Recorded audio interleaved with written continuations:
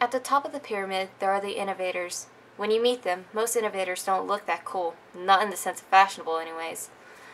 There's always something off about them, like they're uncomfortable with the world. Most innovators are actually logo exiles, trying to get by with the 12 pieces of clothing that are never in or out of style. The next level down the pyramid are the trendsetters. The trendsetter's goal is to be the second person in the world to catch the latest disease. They watch carefully for innovations, always ready to jump on board, but more importantly, other people watch them. Unlike the innovators, they are cool, so when they pick up an innovation, it becomes cool.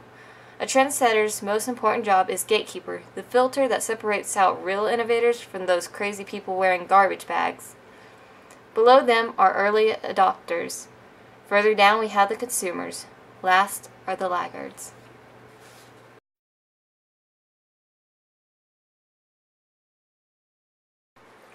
Hi, my name is Victoria Carroll, and this is the second day of book club. Today I'm going to go over some of Scott Westerfeld's books. So let's get started. Okay, the first one is So Yesterday. That's what the quote was from in the beginning of the video. And there are three main characters. There is Hunter, Jen, and Mandy. Hunter is a trendsetter, and Jen is she's the innovator. And they meet by Hunter is looking for new concepts for a shoe company. So he sees Jen's shoelace and he has to take a picture, and that's how they meet, because her shoelaces were very unique.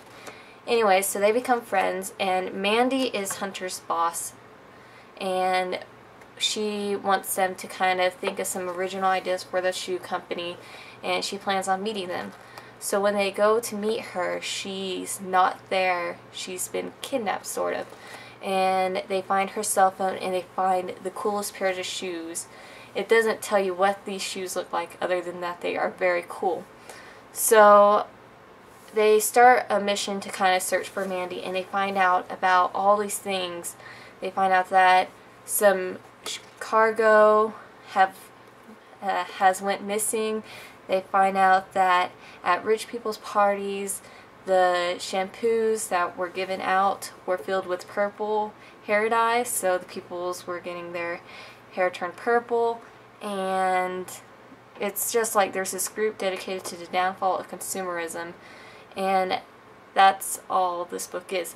But the cool thing about this book is that you will learn some historical facts. You learn about Paka Paka, which if you don't know what it is, you can look it up, or you can read the book.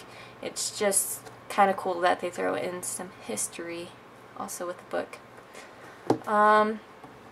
The next couple of books would be Peeps and The Last Days, and these books are kind of like about vampires in a weird sense. There's this main character, and his name is Cal, and he is infected with parasite, sort of, and Peeps refers to being parasite positive. And this parasite makes you a cannibal, and it heightens your senses. You can see in the dark.